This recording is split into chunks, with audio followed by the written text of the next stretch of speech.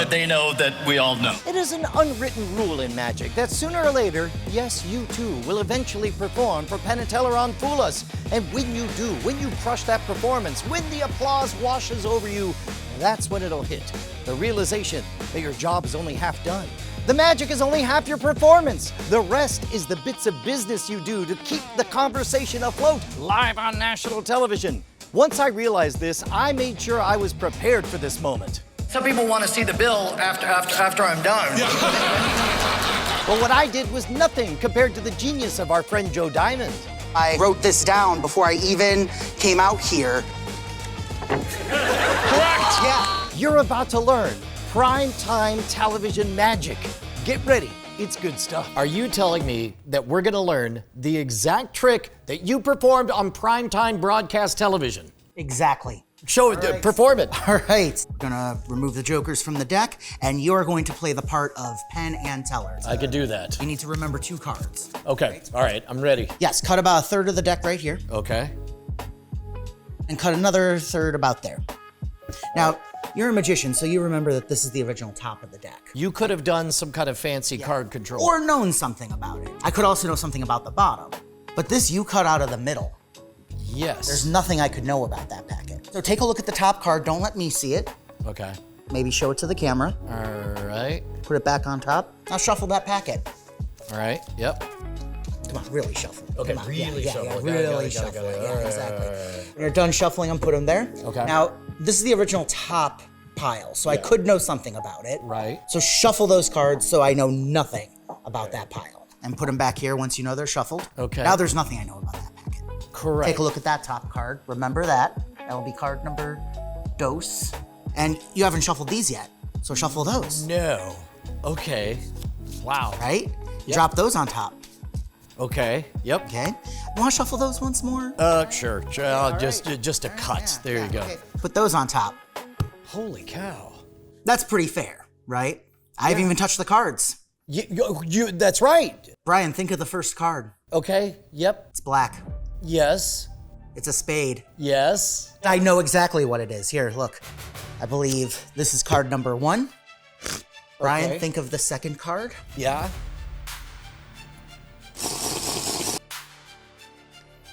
In fact, they were both the same suit, weren't they? They were. What was the first card? First card was the Jack of Spades. And the second card was the 9 of Spades. Screw you. Now, here's the part that I know you're taunting me with. I know that you taught this on the Scam School channel back in the day. What just happened? In fact, that's where the producers saw this. And they're all like, do the trick from Scam School. And Yeah. you did it on national freaking television. Yep. Okay. On a Las Vegas stage. This seems too fair. Walk me through it. Yes, So what do I need for this? it is a setup. So our setup is 13 cards that are the same suit. We're gonna do spades so it's easy to remember. And you said 11 cards on top. 11 cards on top. And you're picking pretty cards. I'm picking pretty cards. Well, also, because you have half of all one color here, you can tell this is pretty predominantly red. So if I put a lot of the red picture cards up here, You want to stack the bottom. this now looks a little more even. This is kind of the garbage zone. You want to make sure all the black cards are down there. Got it. Okay. Because I guess these are going to be more visible than the 11 on top. Yes, Pretty and red cards up here so that the bottom part. So this is 11 cards and then our stack of 13. Yep. And then kind of the garbage zone. garbage zone, yep. Theoretically, I can show you pretty much half the deck with no problem. Got it. You could do some fake shuffles. Yes, and I did this because Oh, you can legitimately shuffle yes, the as long garbage as all area. these stay on top. Okay, but these appear completely shuffled. You said cut about a third. I assume that's because we want them to cut somewhere into our stack. Yes, into those spades. Okay. Yes, and it looks like you pretty much nailed it. Now, everyone always asks, what if they don't? What if they do that? Or what if they do that? I would just say, no, because they're gonna cut some in a moment. We want them to have about the same. Yeah, just have a reason. So first, cut a third off, and then cut another third off. And so you point out, you remind people that you could know the top card, and you could know The bottom. the bottom card underneath here, but you definitely can't know this one, which is true. I do know something. Well, we know it's in the stack. I know it's a spade. Yep. And I know that is the lowest spade that's going to be in that pile. I will see that there's nothing under a 5. I will go from king, okay, 6, 5, 4. Oh, there's no 4, I know it's a 5. Well, so then what about the other one? We'll get to that. Okay, all right, so for right now, that. okay. So shuffle that. Okay, so a card is, you still are not touching the card. I'm still not touching it. The only thing I know so fair. is that you have a spade. Yeah, okay. Which is still pretty damn far ahead. Yeah. Like Okay, for how all right. fair this trick is. Got it, and then where does this go? This goes back here. Now we move on to the original top pile. Now consider this, Brian. I say for you to shuffle these so I know nothing, but I still know something after you shuffle. What do you know? Whatever the lowest spade is in this pile, if I add 10 to that number, that's how many cards will be here because we put 11 cards on top. So in this case, it was 5 of spades. Yes. And got it. So this would be the 11 cards plus the ace, 2, 3, and 4, and Yep. then we get to 5. Yep, exactly. Got it. So I know that principle has been in effect yet, I just don't know the exact numbers, so shuffle those. Okay, so I'm shuffling first, Yes, ruining the stack, and truly picking a random card. yes, but I need to make sure it stays on the top, so I say I do the same thing that I did over here, put it down. Yep. Now look at it. Okay, all right. So now we have another one. So, Okay. and again, and this is why I also put in those other red cards, so. And I got it, so you're not getting 2 of the same. Yeah, no, you don't shuffle them. Oh. If you shuffle them, That's bad. Okay, one of these, you're able to find the value because this one's the lowest number of spade in here. The other one, you're able to geolocate by position. yes, Because you know things about it. yes. So they shuffle those, and the way I prevent that, have you shuffled these yet? And then this is a little bit of distraction, a little bit of process noise. And now you drop those on top, Okay. which is still fair. We only know 2 things. We know that it's the lowest spade, and we know it's the top of this stack.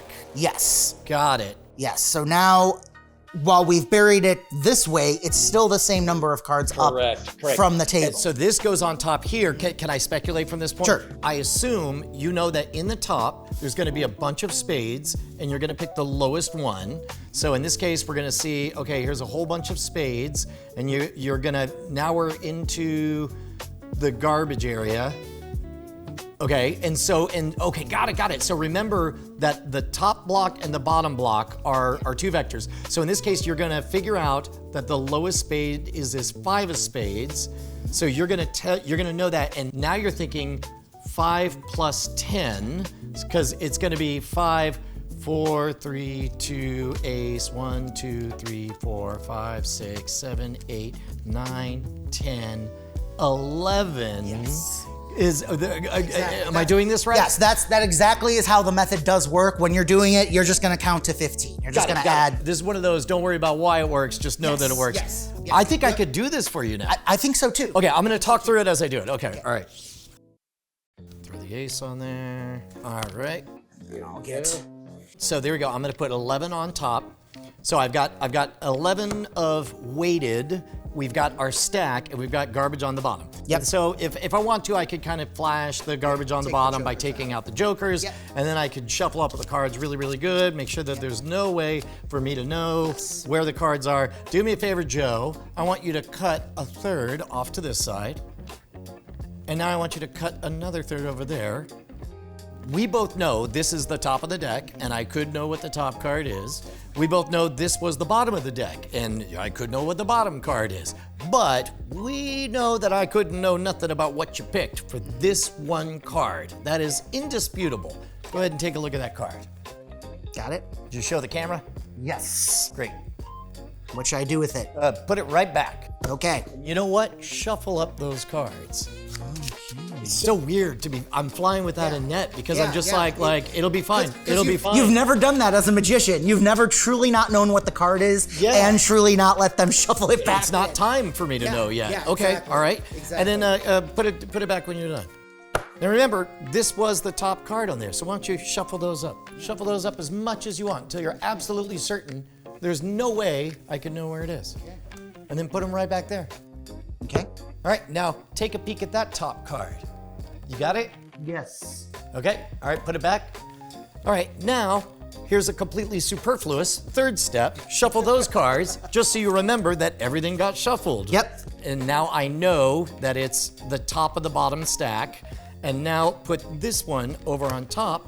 And so at this point, I'm gonna bother to look all the way around through the deck, but really I'm going straight to the top stack. I'm finding my spades, and I'm gonna look for the lowest spade. So far, it's 8. Looks like 8 is the lowest. So I'm actually gonna leave that there, because now I'm just thinking 8, now I'm thinking 18, because it's 10 plus 8. So I'll go 1, 2, 3, 4, 5, 6, 7, 8, 9, 10, 11, 12, 13, 14, 15, 16, 17, 18. So I'll put that one down. Now I'll go back and I'll get my 8 and I'll say, what was card number 1? The 8 of spades. A boom. What was card number 2? The 4 of spades. A boom. A boom. That is a great trick, man. It really is. Well, thank you so much. Of course.